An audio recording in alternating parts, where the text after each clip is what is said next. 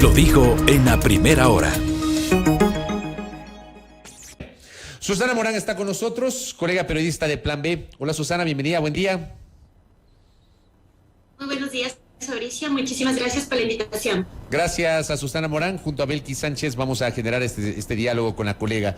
A ver, quiero empezar primero, Susana, estaba leyendo en el reporte de Fundamedios sobre lo que pasó ayer en el conversatorio con el SNAI. Yo hice un comentario hace minutos sobre el tema de violencia y también hablé sobre la situación carcelaria y claro, sí me cuestiono, ¿no? Hay autoridades que están más pendientes de las formas de lo que publicamos en lugar de brindarnos información real sobre lo que está pasando. ¿Qué ocurrió ayer en el conversatorio con el SNAI, Susana? Pues sí, mira, todos los periodistas que estábamos ahí, la mayoría que asistimos a ese conversatorio, la verdad, nos asombramos de lo que estaba ocurriendo. O sea, no lo podíamos creer y yo creo que hasta el momento no lo puedo procesar porque nos parecía increíble. Mira, yo cubro temas de seguridad desde hace más de una década y evidentemente el tema cárceles es una de las fuentes más inaccesibles, es decir, las instituciones que están relacionadas con esta situación, ¿no? Primero fue el Ministerio de Justicia, muy difícil en la época de Correa, muy difícil acceder, y luego asumió el SNAI, que ha sido una institución también muy poco transparente y con una relación muy áspera con los medios de comunicación desde que comenzó, desde que existió. Entonces, el que nos haya convocado a un conversatorio a propósito de cumplir 3 años esta institución, a mí me sorprendió mucho porque es la primera vez que nos llamaba un grupo de periodistas a sentarnos en una mesa con el director del SNAI. Entonces, claro, todos los que estábamos allí teníamos altas expectativas de la información que nos iban a compartir. Además, porque hubo protocolos, digo yo, un poco que ponían el clima de un contexto de confidencialidad total, ¿no? Nos pidieron no llevar cámaras de video, cámaras de foto, no llevar grabadoras. Al inicio de la reunión nos dijeron, por favor, no usen los celulares. Entonces todos creímos, wow, vamos a tener información de primera mano oficial, información incluso delicada de la situación de las cárceles, porque pues el tema sigue muy complejo adentro, ¿no? Nosotros lo sabemos porque pues tenemos también otras fuentes allí que nos comentan esto. Entonces, así arrancó el conversatorio y empezaron a exponer una serie de cosas que no entendíamos su razón, como por ejemplo, recordarnos que el Día del Amor y la Amistad que se conmemoró ayer coincidía con el aniversario de los 3 años del SNAI. Entonces, pues eso fue la primera cosa que nos llamó la atención. Lo segundo es que expusieron un video la historia de una pareja de presos extranjeros que por estar presos no se habían visto pues mucho tiempo, y como se estaba conmemorando el Día del Amor y la Amistad, entonces el SNAI hizo todo lo posible para que los dos se vieran y se juntaran en este día.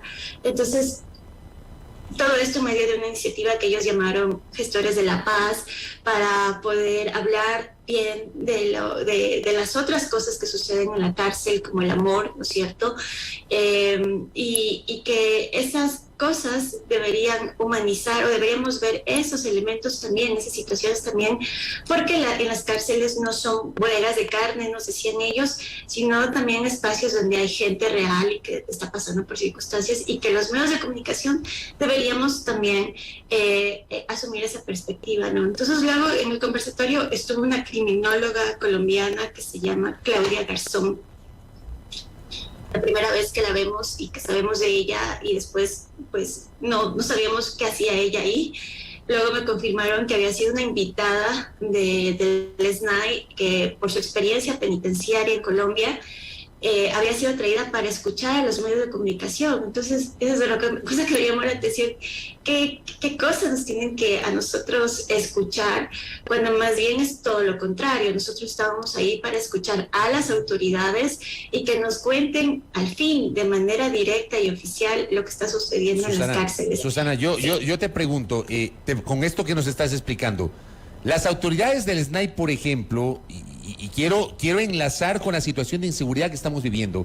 Las autoridades del SNAI no brindaron información contundente, información relevante sobre la situación de violencia al interior de las cárceles, que es muy probable que se haya trasladado a, digamos, a las calles con estas disputas de grupos organizados. No hubo información relevante por parte de las autoridades. Información sobre la violencia que hay en las cárceles, no. Lo que hubo son 12 anuncios, yo conté al menos 12 anuncios de las cosas que van a hacer o tienen previsto hacer. Una de ellas, que ya comenzó en diciembre pasado, fue hacer el piloto para poder hacer esta encuesta o este censo penitenciario, sí, que les va a proveer datos para tomar algunas decisiones. Pero lo que a mí me pareció muy preocupante es que no sabían cuándo va a iniciar exactamente ese censo y ni cuándo va a terminar ese censo. Entonces, eso le cuestionamos al director del SNAI y dijo, es que eso no solo depende de mí, sino de varias instituciones que van a participar, como el Registro Civil, el INEC y demás, y que estaban afinando pues la metodología y pues todo lo que tiene que ver eso. Entonces, es muy preocupante porque del censo va a depender muchas decisiones importantes en relación a los presos. Una de las cosas, digamos, que va a depender de eso, y creo yo que es uno de los puntos más sensibles, es el tema de clasificación de los internos al interior de los centros penitenciarios. Todos conocemos que están divididos por grupos, ¿no? Y eso ha hecho que la explosión de la violencia o el incremento de la violencia en el último año al menos, haya sido pues brutal, ¿no? Y porque están juntos, entonces planean juntos y demás. Yo le pregunté cuándo van a hacer el traslado de los cabecillas, por ejemplo. Entonces él me respondió, el director, el general Pablo Ramírez, respondió que eso dependerá de los resultados del censo. Entonces ustedes se dan cuenta, estas decisiones claves todavía existe una incertidumbre al respecto y que son importantes para la convivencia dentro de las cárceles, ¿no? Que es lo que estamos viendo a lo largo de este año 2021, más de 300 muertos, solo 287 en las 4 masacres, 3 de ellas ocurrieron durante la administración de Guillermo Lasso, y otras muertes más esporádicas que ha habido en algunos incidentes. Nosotros desde enero a noviembre del año pasado, que son las últimas cifras con las que contamos, ya son más de 300, de hecho son 321 muertos para ser exacto, ¿no? Y que luego nos vengan a preguntar a nosotros los medios de comunicación qué estamos haciendo para humanizar las cárceles, no tenemos acceso a esa información o lo que está sucediendo adentro. Ni siquiera nos permiten visitas, y esa es otra cosa que cuestionamos ayer al director. Muchos medios hemos pedido hace meses visitar las cárceles justamente para tener una idea mucho más cercana de lo que sucede, ver los lugares, ¿no? Ver lo que está sucediendo en la infraestructura también era importante, pero él nunca dio respuestas precisas ni directas a las preguntas, creo yo. Respecto a las visitas de los periodistas, dijo que el SNAI para eso necesita garantizar la seguridad. Entonces lo que yo inferí o lo que inferimos algunos es que no pueden garantizar la seguridad de los periodistas y por eso no están permitiéndose las visitas, sí, pero eso nos enteramos meses después. Eso es lo que sorprende mucho, porque las autoridades no pueden ser claras y directas respecto a las solicitudes de los medios de comunicación, ¿no? Susana, buenos días, te saluda Belkis Sánchez. Un poco para cerrar el capítulo de lo que fue este conversatorio el día de ayer con medios de comunicación y tal y como tú lo has descrito, yo te quiero consultar desde tu visión, ¿cómo asumir como periodista una perspectiva de humanización, como digamos se pretende desde esta instancia, pero sin caer en el romanticismo, sin desconocer la realidad de violencia que se vive en los centros penitenciarios, muy brutal, por cierto, y conforme lo hemos visto en este último tiempo, y evidentemente sin descuidar ese imperativo de informar? Pues yo creo que algunos colegas y nosotros también en Plan B, creo que la mejor manera de responder a la crisis es contar lo que sucede tal cual sucede. Es decir, nosotros no podemos, no sé, bajarle, si tú quieres, la intensidad de lo que está ocurriendo, porque adentro está sucediendo cosas muy graves. Y como medios de comunicación no podemos dejarlos de contar. Eso es lo que yo creo, porque creo que sería irresponsable que nosotros vengamos a hablar de, no sé, de las historias de amor, que obviamente pueden suceder, es que somos seres humanos, ¿no? Puede ocurrir. Pero, ¿por qué darle, digamos, yo entiendo que el SNAI dice, bueno, ustedes solamente están sacando lo espectacular, las muertes, porque eso vende más, eso por poco nos quisieron decir. Pero en realidad, eso, en la generalidad, yo he visto la cobertura que han hecho mi medio y los medios en general, y en realidad todos estamos preocupados por también la situación de los derechos humanos de los presos. O sea, no me pueden pedir que hablen bien del SNAI. Bueno, por ejemplo, no tienen ni siquiera acceso adecuado al agua, que es algo vital, ¿no? Que es algo que no se le puede negar a ningún ser humano por más delito o encierro o culpa que estés pagando en un centro penitenciario. Entonces a mí me pareció, la verdad, surrealista el conversatorio de ayer. Muchos salimos indignados porque cubrimos la fuente pues mucho tiempo y sabemos que la intención de los medios de comunicación es una intención por contar al país lo que está sucediendo realmente, pero las autoridades nos han puesto todas las trabas posibles y creo que ayer fue una evidencia más de aquello. Estamos dialogando con Susana Morán, colega periodista de Plan B. Susana, en diciembre, Plan B publica una investigación llamada Durán Tierra de Sicarios, y esa era la génesis de esta invitación como parte justamente del equipo de esta revista. Ayer ocurrió lo que ocurrió, el hallazgo de 2 cadáveres colgados, una cosa inédita. No registra Ecuador antecedentes de algo parecido.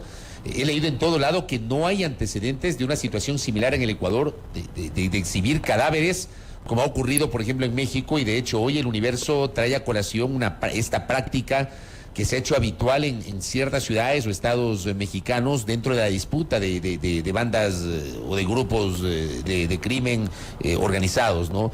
Ha ocurrido ayer en Durán. Ayer también en Durán hubo otros 2 asesinatos en el sector de la Primavera al estilo sicariato. ¿Qué pasa en Durán, Susana? ¿Con qué se encontraron ustedes cuando publicaron esta investigación? Sí, bueno, el equipo de Plan B hemos hecho un seguimiento desde el año pasado sobre la situación de Durán. Bueno, para contarles un poco de qué trata el proyecto que se hizo en la revista, este es un corto documental que un poco explora por qué este cantón, el segundo más poblado de la provincia de Guayas, es uno de los más violentos del país, y que donde los niveles de violencia están alcanzando, decíamos ya hace más de 3 meses, que esto iba a seguir evolucionando y llegar a niveles muy complejos, ¿no? Lo de Durán en realidad es una situación que no se la puede explicar con una sola versión, que es la versión oficial, por decirlo así, de la policía, que es la pelea de bandas. Sí, es parte obviamente de este contexto, pero nosotros siempre hemos tratado en la revista salirnos un poco de esa única versión porque parece que es muy simplista y muy sencilla explicar la situación de violencia en general del país de esa manera. Hay muchas cosas, digamos así, hay muchas violencias que están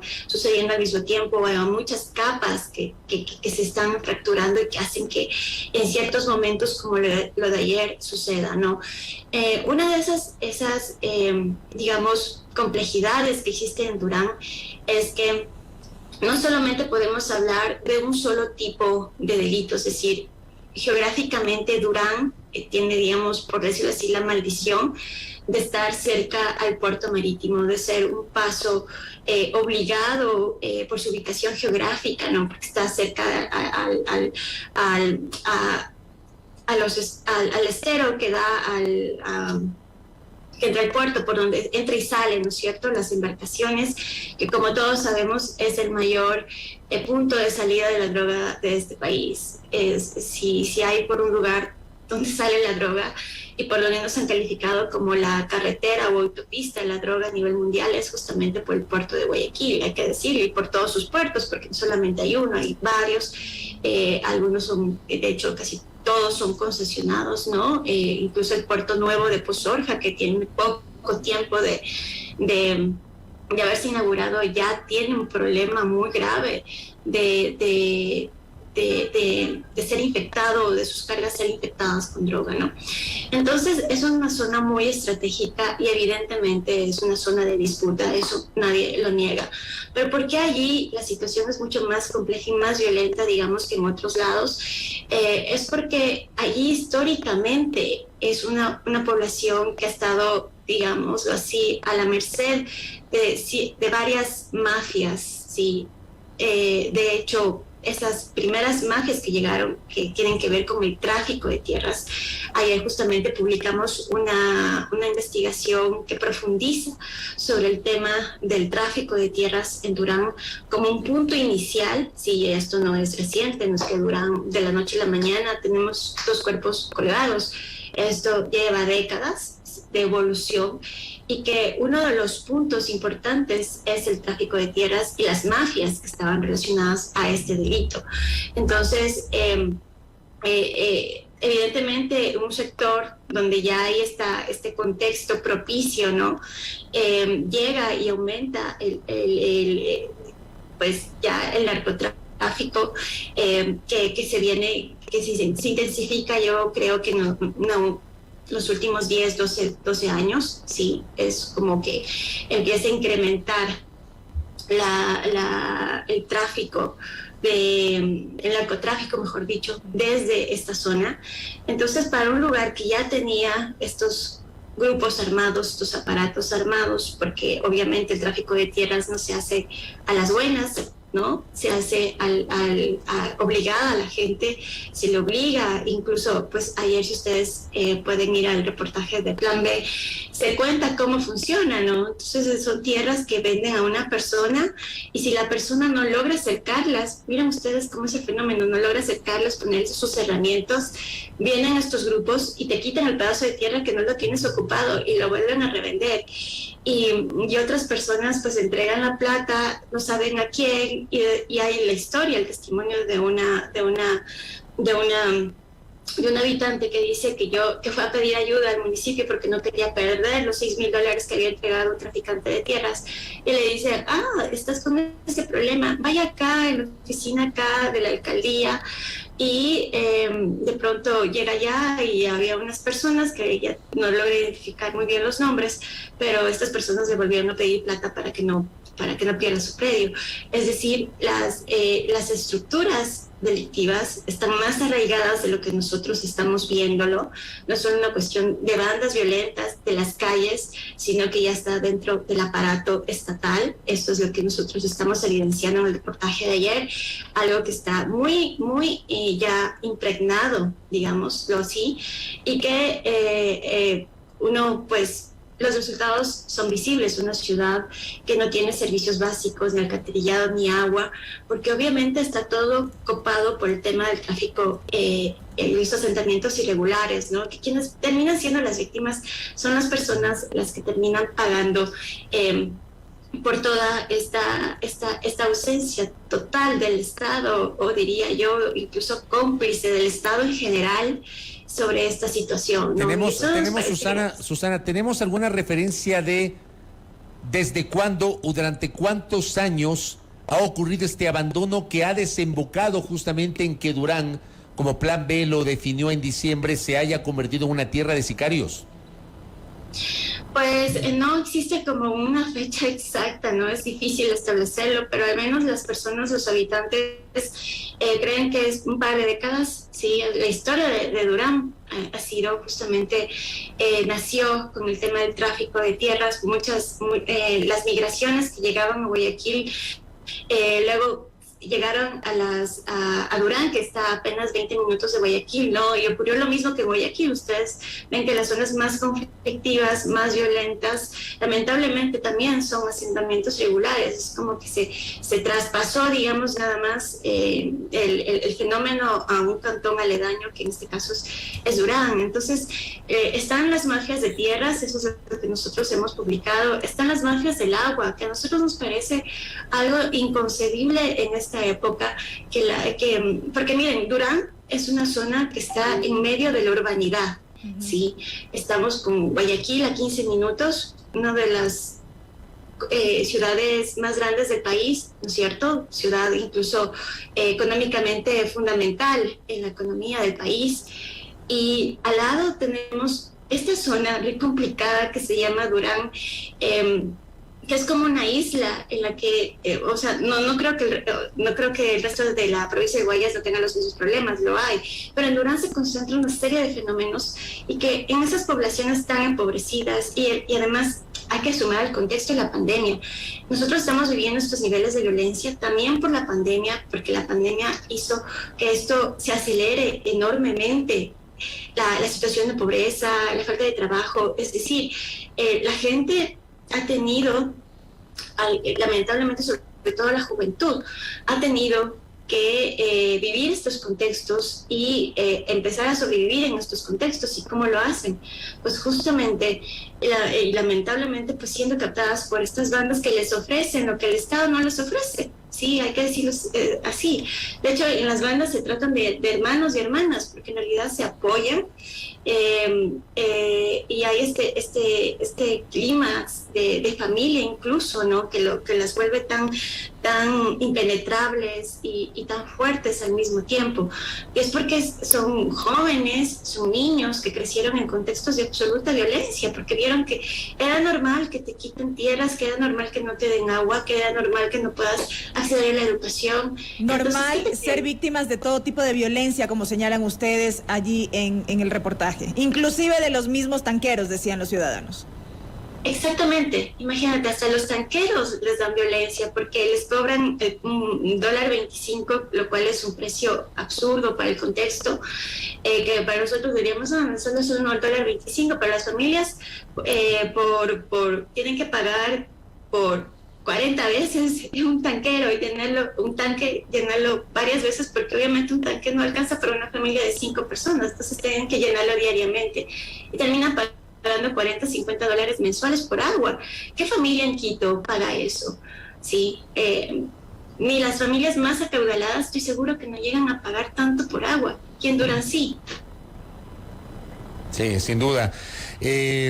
Susana, ¿cómo catalogan ustedes la aparición de los 2 cuerpos colgados? O sea, quiero insistir en eso. Este episodio de los cuerpos colgados a mí me ha espeluznado, pero en este contexto que bien nos relata Susana, ¿cómo asumes justamente aquello? Definitivamente estamos viendo que la violencia estamos en otro momento, y no solamente en Durán. Sí, esto lo quiero dejar claro, si bien ha sido sorprendente para todo el país encontrar los 2 cuerpos, que es símbolo, evidentemente, que estamos en otro momento de la violencia, estamos entrando en un momento muy riesgoso y muy peligroso en cuestión de violencia. No es el único lugar donde está sucediendo cosas que deberíamos ponerle mucha atención. Ya voy a eso. Terminando lo de Durán, evidentemente esto venía, o sea, si no era ayer, iba a ser mañana. O sea, lo que queremos decir que este es un contexto que todo el mundo podía preverlo si uno habla con la gente de Durán. Sí, es muy sencillo hacerlo eso. No habla solamente con los policías, sino habla con la gente de Durán. Y desde hace de hecho hace un par de meses o menos, me parece, ya hubo señales de que esto iba a pasar. Empezaron a aparecer varios cuerpos decapitados en Durán, ¿sí? Como de forma simultánea, ¿no? Y eso ya es parte también de ciertos mensajes por la territorialidad, es cierto, sí, pero el llegar al nivel de lo de ayer fue algo que nos debería preocupar a nosotros como país. Y digo que esto no solamente debería, escalada de violencia así tan visible, porque la violencia siempre ha existido, hay que decirlo, ¿no? No somos un país tranquilo, no hemos sido un país tranquilo nunca, pero ahora la violencia ha sido mucho más visible. Pero hay otros fenómenos que a mí también me preocupan, y eso es algo que nosotros venimos abordando en la revista. Por ejemplo, lo que sucedió en la playita del Guasmo no es solamente una cosa que debería dejarlo allí como un crimen más, ¿sí? Varios expertos han dicho, no, esto no es un crimen más, porque si ustedes se dan cuenta, lo que ha sucedido en la playita del Guasmo ya no solamente son muertes selectivas que veníamos viendo en el transcurso del 2020-2021, donde seleccionan los blancos y pues se producen esto de los sicariatos, ¿no? Lo que sucedió en la playita de Guasmo, sobre todo en la primera masacre que hubo en enero, es que ya están, obviamente van con ciertos blancos, pero no les importa la población civil. Entonces, la playita del Guasmo es un lugar popular, un balneario, ¿sí? Donde toda la gente va a relajarse, un balneario popular en una zona muy pobre del país, que son los Guasmos. Donde ahí tienen comedores, donde tienen justamente una pequeña playa para meterse al estero que está allí. O sea, los niños van a jugar, las familias van a jugar. Y en ese contexto, en medio de un partido, ¿sí? Mientras hacían deporte, sucede esta masacre, ¿no? Entonces llegaron a acribillar a diestra y siniestra sin importar la población civil que allí estaba. A mí me parece eso muy preocupante, y yo creo que también deberíamos hablar, porque en la mitad se quedan los barrios, sí, la gente que vive allí.